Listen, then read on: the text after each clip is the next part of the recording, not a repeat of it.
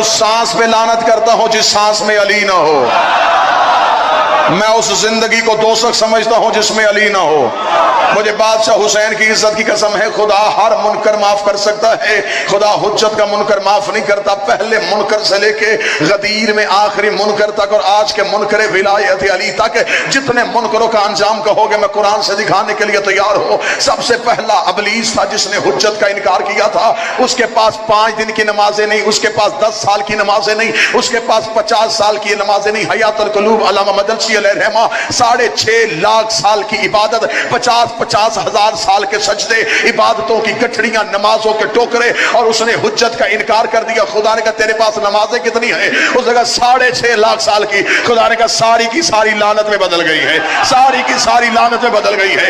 خدا نے ساری نمازیں لعنت میں تبدیل کر دی۔ خدا نے اپنے گھر سے کہا فخرج لعنت الی یوم الدین، تو نکل جب تجھ پر قیامت تک مسلسل لعنت رہے گی۔ اس نے اللہ کا انکار نہیں کیا تھا، اس نے انکار کیا تھا حجت کا۔ آؤ اللہ کی بارگاہ میں جا کے پوچھے میرے مالک تو رمضان کے مہینے میں ہمیں تو معاف کر دیتا ہے، تو لیلۃ القدر میں ہمارے گناہ تو سن لیتا ہے، لیکن تو نے ابلیس کا ایک جرم معاف کیوں نہیں کیا؟ خدا نے کہا اس لیے معاف نہیں کیا کہ حجت بھی پہلی تھی، منکر بھی پہلا تھا، حجت بھی پہلی تھی، منکر بھی پہلا تھا۔ اگر اسے معاف کر دیتا کل کو بڑے بڑے منکر نمازوں کے ٹوکرے اٹھا کے میرے دروازے پہ آ جاتے کہ اسے بھی معاف کیا تھا، ہمیں بھی معاف کر دے۔ میں اسے لعنتی بنا کے بتا رہا ہوں، جب میں شفیع اللہ کا منکر برداشت نہیں کرتا تو علی ولی اللہ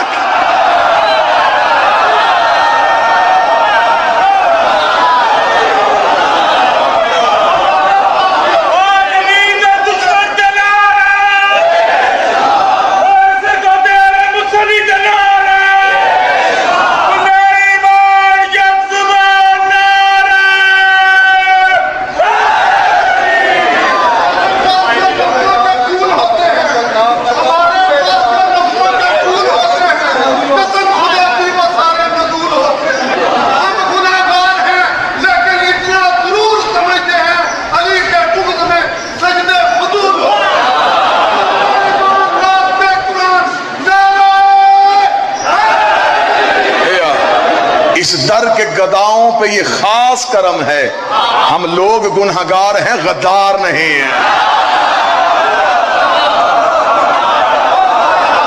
بادشاہ حسین نے کہا عباس کعبے کی چھت پہ آ،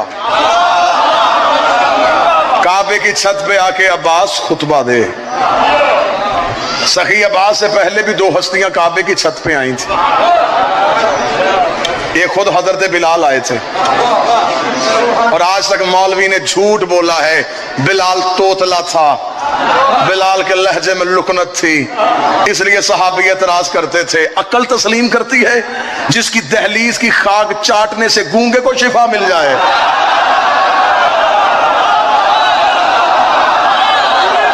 چلے جا، آج تو اپنی مرضی کا گونگا لے کے آ، میں امام رضا کے صحن میں لے کے جاؤں، میں نجف میں علی کی زری پہ لے کے جاؤں، میں کربلا میں حسین کی زری پہ لے کے جاؤں، جن کی زریوں پہ آج بھی گونگا بول کے آتا ہے۔ اتنی دیر بلال نے بطول کی دہلیز میں سجدہ کیا ہو اور بطول نے اسے خیرات میں زبان بھی عطا نہ کی ہو، بلال کے لہجے میں لکنت نہیں تھی۔ مجھے علی ولی اللہ کی قسم، بلال کا جرم لہجے میں لکنت نہیں، علی کی ولایت صرف جرم یہ تھا، اس کی اذان میں علی تھا۔ بندوں نے نبی سے کہا اسے کہے اذان سے علی نکال، رسول نے کہا کہہ کے دیکھو، انہوں نے کہا بلال اذان سے علی نکال۔ رسول کی دہلیز پہ آگے بلال رکا، بلال نے کہا مالک یہ علی کے بغیر اذان سننا چاہتے ہیں۔ رسول نے منہ آسمان کی طرف، پروردگار تیرا کیا فیصلہ ہے؟ آواز خدا یہ کہتے ہیں علی نکال، انہیں کیا علی نکالیں، یہ علی کے بغیر سورج نکال کے دکھائے۔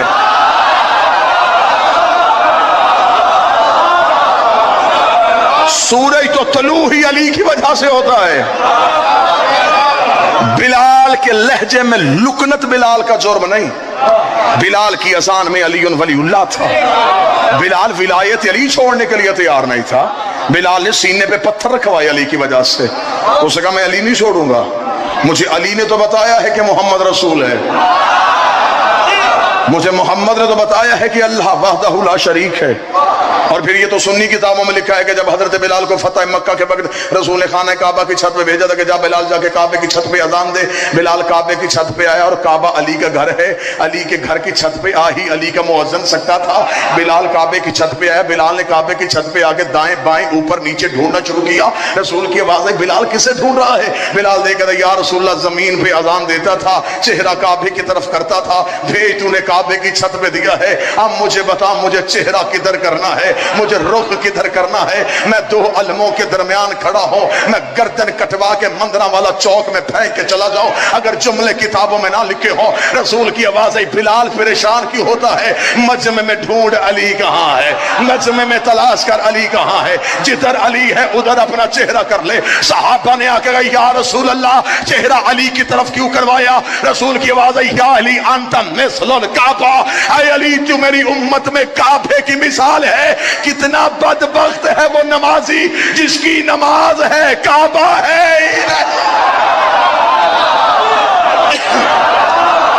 اے علی تو میری امت میں کعبہ. سخی عباس آئے کعبہ کی چھت پہ, کعبہ کی چھت پہ آ کے عباس نے یوں حاجیوں کا ہجوم دیکھا.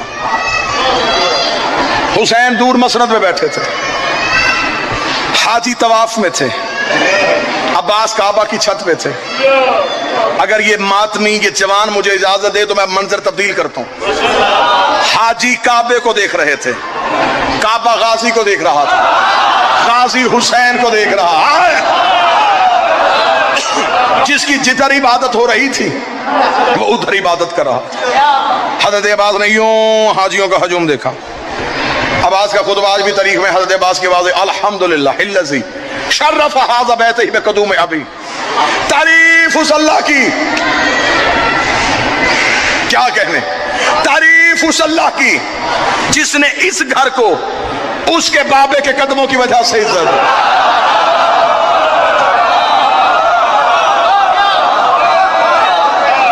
تھوڑی قدر بڑھاؤ تو میں سخی کا خطبہ پڑھوں. جملے میری خطابت کے تو نہیں جس کے علم کے نیچے بیٹھ کے اولاد مانگتے ہو.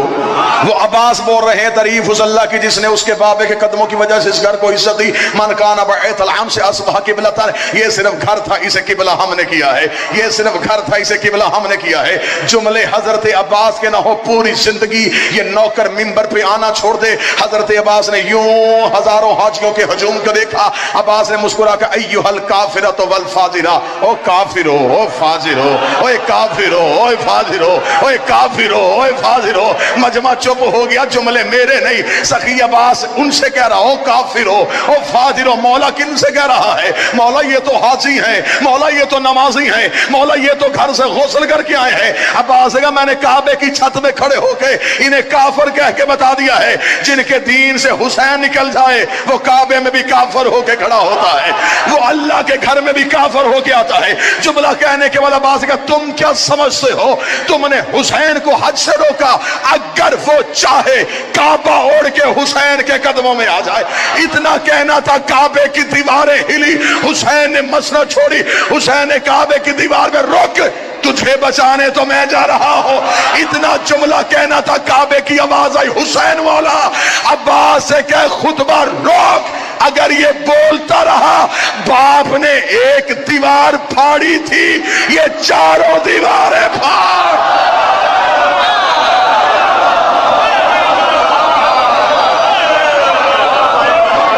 یہ صرف گھر تھا, اسے قبلہ ہم نے کیا. یہ صرف گھر تھا, اسے سجدے کے قابل ہم نے کیا. یہ بدہات کبھی بھی زندگی میں علی سے دھوکہ نہ کرنا. کائنات کا اول مظلوم ہے حسین کا بابا. زندگی میں محمد شاہ جی انشاءاللہ 15-16 محرم عشرہ کی مجالس میں بشرط زندگی و صحت آپ کا سلام نصیب ہوا تو نوکری ہوگی. علی ولی اللہ کا واسطہ, زمانہ بڑا مشکل آ گیا ہے. دنیا تم سے ہر صورت میں علی چھین رہی ہے. تنہا ہو جانا, گھر دے دینا, بچے مروا لینا, علی نہ چھوڑنا. دنیا اولاد سے علی لینا چاہتی تھی. اس علی ولی اللہ کو بچاتی بچاتی بیٹی شام کے بازار تک چلی گئی.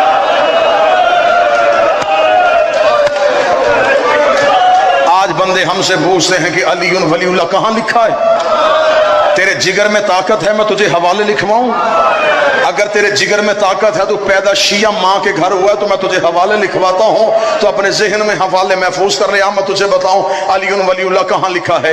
حسن کے کفن پہ لکھا ہے, حسین کے کرتے پہ لکھا ہے, اکبر کے جگر پہ لکھا ہے, عباس کے بازوؤں پہ لکھا ہے, قاسم کی لاش کے ٹکڑوں پہ لکھا ہے, اصغر کے سوکے ہوئے حلق پہ لکھا ہے, حسین کی پیشانی پہ لکھا ہے. کوئی سید ہو مجھے معاف کر دینا, تجھے شوق ہے علی ولی اللہ پوچھنے کا؟ ہاں میں تجھے بتاؤں, سکینہ کے رخساروں پہ لکھا ہے, زینب کی کلائیوں پہ لکھا ہے, سجاد کی کمر پہ لکھا ہے, ہر سیدزادی کے سر پہ لکھا ہے. تو شیعہ گھر میں پیدا ہوا, تجھے میں بتاؤں بغداد کے پل پہ پڑے ہوئے جنازے پہ لکھا ہے, قوم کی پہاڑیوں میں رونے والی سیدزادی کے برقعے پہ لکھا ہے. جنگلوں میں چلی گئی محمد کی بیٹیاں, بابے کی ولایت نہیں چھوڑی, دادے کی ولایت نہیں چھوڑی, رو رو کے کہتی رہی بابا شام کے بازار میں تیری ولایت کے دشمنوں نے ہمیں گھیر لیا.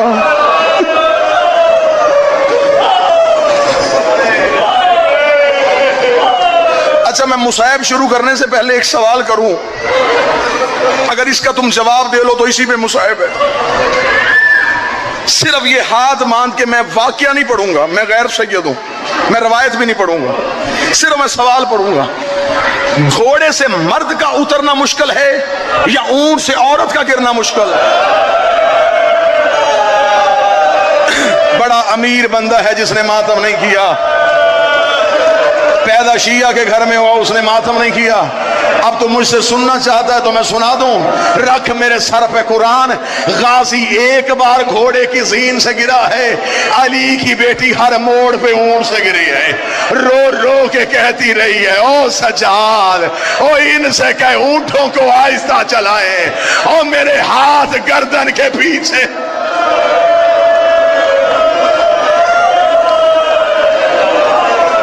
سادات و غیر سادات سے معافی مانگ. ایک ایسا بازار آیا ہے جس میں پھر علی کی بیٹی چلی نہیں. میں جتنا محتاط ہو سکوں گا اتنا اللہ اکبر, بادشاہ عشق قبول کرے, جتنا میں چھپا سکوں گا اتنا چھپاؤں گا. کوشش کرنا مجھے بات کھولنی نہ پڑے. مظفر شاہ جی ایک ایسا موڑ آیا ہے جہاں پہ پھر بی بی چل نہیں سکی, گزری ہے چل کے نہیں. میں کوشش کر رہا ہوں کہ ماتم کر لیں, مجھے جملہ نہ پڑھنا پڑے. میں نے کہا بی بی گزر گئی ہے بازار سے لیکن چل کے نہیں گزری. بی بی ایسے گئی ہے جیسے اکبر کی لاش پہ حسین گئے تھے. رو کے کہتی ہے سجاد بھیڑ زیادہ ہو گئی ہے, سجاد رش زیادہ ہو گیا ہے, سجاد مجھ سے کھڑے ہو کے چلا نہیں جا رہا. بیٹھ کے چلی علی کی بیٹی. کیسا چلی,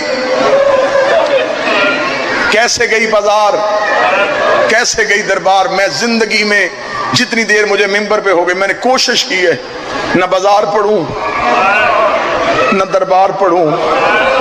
میں ممبر پہ بیٹھا ہوتا ہوں, ذاکرین پڑھتے ہیں, کوئی کہتا اتنے گھنٹے کھڑی رہی, کوئی کہتا اتنے گھنٹے کھڑی رہی. شیعہ قوم کے ماتم کے لیے یہی صرف کافی ہے, کون کھڑی رہی. ایک لمحہ بھی کھڑی رہی تو غازی کی مرشدزادی, ایک سیکنڈ بھی کھڑی رہی تو حسین کی بہن. مجھے اس سے غرض نہیں کہ کتنا کھڑی رہی, بس کتابیں کہتی ہیں پہنچ گئی زندان میں. جب ملاؤں نے کہا نا میں قید آزاد کرتا ہوں, مولا سجاد دربار میں کھڑے تھے.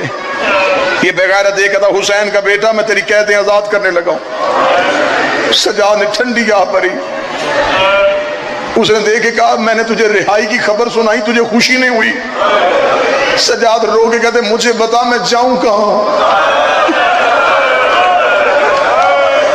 رہائی کی خبر اسے اچھی لگتی ہے جسے دروازے پہ کوئی لینے آیا ہو. نہ تو نے میرا اکبر چھوڑا, نہ تو نے میرا غازی چھوڑا,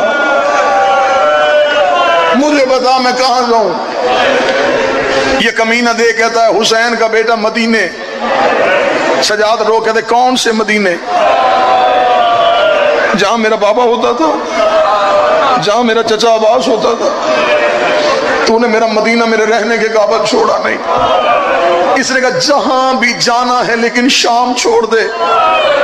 اب میں پورا ڈر ڈر کے جملہ پڑھوں گا لیکن جو معافی ماتم کر سکتے ہو. مولا سجاد روئے رو کے کہنے لگے تو نے مانگی تھی ہم سے بیعت, ہم نے کی نہیں. تو نے ہمارا گھر اجاڑا, آج تو مجھے کہہ رہا شام چھوڑ. جب ہم نے تیرا مطالبہ ماننا ہی نہیں تو ہماری قیدیں کیوں آزاد کرتا ہے؟ کس لیے تو قیدیں آزاد کرتا ہے؟ یہ میرے دونوں ہاتھ ہیں علم عباس پہ. یہ کمینہ دے کہتا حسین کا قیدی بیٹا میں تجھے سچ بتاؤں میں تیری قیدیں خوف کی وجہ سے آزاد کر رہا ہوں. سجاد رو کہتے تجھے کس بات کا ڈر ہے؟ تو نے محمد کی شکل والا میرا بھائی مارا تجھے ڈر نہ لگا؟ تو نے رسول کا بیٹا زین سے گرایا تجھے ڈر نہ لگا؟ تو نے غازی کے بازو کٹوائے تجھے ڈر نہ لگا؟ تو نے سورہ کوثر کا چہرہ زخمی کیا تجھے ڈر نہ لگا؟ تو نے یاسین کی کڑیاں باندھی تجھے ڈر نہ لگا؟ آج تجھے ڈر کس بات کا لگ گیا ہے؟ یہ بغیرت دیکھ کر جسے قبرستان میں دفنا کیا آیا ہے نا, اس کے رونے کی آواز آج بھی آ رہی ہے. آج بھی میرے محل میں تیری سکینہ کے رونے کی آوازیں آتی ہیں. کبھی اس کونے میں روتی ہے, کبھی اس کونے میں روتی ہے. رو رو کے کبھی کھول دے رسیاں, اے کھول ان کی بیڑیاں. مجھے ڈر لگ گیا ہے کہیں میرے اوپر عذاب نہ آ جائے. سجاد تیری بہن سکینہ کے رونے کی آوازیں مجھے سونے نہیں دیتی. میں ذہنی طور پہ مفلوج ہو گیا ہوں. مجھے ڈر ہے اس خوف سے میں مر جاؤں گا. سجاد تو شام چھوڑ. مولا سجاد نے کہا فیصلہ میں نے نہیں کرنا, فیصلہ اس نے کرنا ہے جو زندان میں ہے. اس نے کہا تو بیٹا نہیں؟ مولا سجاد نے رو کے کہا میں بیٹا ہو کے وارث نہیں, وہ بہن ہو کے وارث ہے. کیونکہ وہ ہے شریکت الحسین, اس کی ہے کربلا میں حصے داری. میں حجت ہوں, فیصلہ میں نہیں, فیصلہ ماں کرے گی. چلتے چلتے زندان میں آئے, ریت کے مسلح پہ تھی علی کی نمازی بیٹی. ماں کے قدموں پہ ہاتھ رکھے گا ماں یزید کہتے ہیں آزاد کر رہا ہے. سجدے سے سر اٹھا کے کہتے اس سے پوچھ شام کی عورتیں تھک گئی ہیں جو ماتم کرنے کے لیے آئے ہو. بس یہی روایت پڑھوں ممبر چھوڑوں, شام کی عورتیں تھک گئیں. مولا سجاد کی آواز ہے, وہ کمینہ کہتا ہے سکینہ کے رونے کی آوازیں آتی. بی بی رو کہتی پھر سجاد ایسے نہیں, میں حسن کی بہن ہوں, میرے بھائی نے اس کے باپ سے شرطیں منوائی تھی, تو اس سے منوا تاکہ تاریخ لکھے کہ ہم فاتح ہو کے شام سے گئے. مولا سجاد کو بی بی نے شرطیں بتائیں. بادشاہ زندان سے دربار میں آئے, کمینہ تخت پہ آیا. مولا سجاد کہتے ہیں ہماری ماں کہتی ہے شرطیں ہیں. اس نے کہا بتا. مولا سجاد نے کہا پہلی شرط ہمیں شہداء کے سر واپس چاہیے. اس نے کہا میں نے محفوظ کیے ہیں میں دے دوں گا. مولا سجاد کی آواز ہے دوسری شرط ہے 3 اونٹ سواری کے لیے چاہیے. میں نے 3 اونٹ کہا, کسی بندے نے مجھ سے پوچھا ہی نہیں کہ سجاد 3 لے کے آیا تھا. مولا سجاد کی آواز ہے 3 اونٹ دے دے. اس نے کہا میں دیتا ہوں. مولا سجاد کی آواز ہے تیسری شرط ہے جزلم کا بیٹا بشیر مہاری چاہیے. اس نے کہا وہ بھی دے دوں گا. مولا سجاد نے کہا اگلی شرط ہے ہمیں شام میں ایک مکان خالی کروا کے دے. یہ کمینہ دیکھ رہا جب تم نے رہنا ہی نہیں تو نے مکان کرنا کیا ہے؟ سجاد رو کہتا ہماری صف ماری گئی, ہمارے رونے کسی نے نہیں دیا. ایک مکان خالی کروا. میری ماں نے بھائی کی مجلس کروانی ہے, میری ماں نے بھائی کی غربت پڑھنی ہے. شام کی عورتوں کو کہے اس مکان میں اکٹھی ہو کے آئیں. میری ماں بتائے باغی نہیں نمازی مارا گیا ہے. یہ جملہ کہنے کے بعد سجاد کی آنکھوں کا لہو تیز ہوا. یہ کمینہ طاق سے اٹھا. اسے کہا شرطیں ختم ہو گئی. سجاد کی آواز آئی ایک شرط ابھی باقی ہے. میں یہ ہاتھ باندھ کے سیدوں سے معافی مانگتا ہوں, معافی دینے کے بعد مجھ سے جملہ سننا. اسے کہا جب میں نے اتنی مان لی میں وہ بھی مان لوں گا. سجاد کی داڑھی لہو سے بھر گئی. سجاد رو کہتے آخری شرط ہے خیموں کا لٹا ہوا مال واپس آئیے. یہ کمینہ دیکھ رہا, یہ شرط نہیں مانی جا سکتی. 36 ملکوں کی فوج نے لوٹا ہے زینب کا خیمہ, جس کے ہاتھ جو آیا وہ لے کے چلا گیا. سجاد نے پا کر کے سر پہ ہاتھ رکھا, روکے گا کچھ اور دے نہ دے, میری ماں کی چادر مجھے واپس کر, میری ماں کا برقع مجھے واپس کر. یہ کمینہ دیکھتا کیا کرے گا. سجاد روکتا, سیدھا کربلا جاؤں گا, عباس کی قبر پہ رکھوں گا, رکھ کے کہوں گا اٹھ غازی, جس برقعے کا تو ضامن تھا میں وہ چادر شام سے بچا کے لے. اللہ لعنت